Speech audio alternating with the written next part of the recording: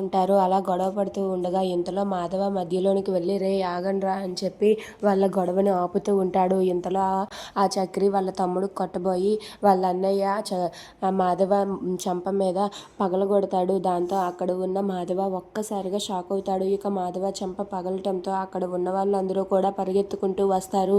అయ్యో ఏంటి ఇలా జరిగింది అని చెప్పి అక్కడ ఉన్న వాళ్ళ తమ్ముళ్ళు అలాగే మహాలక్ష్మి వీళ్ళందరూ కూడా ఒక్కసారిగా షాక్ అవుతారు.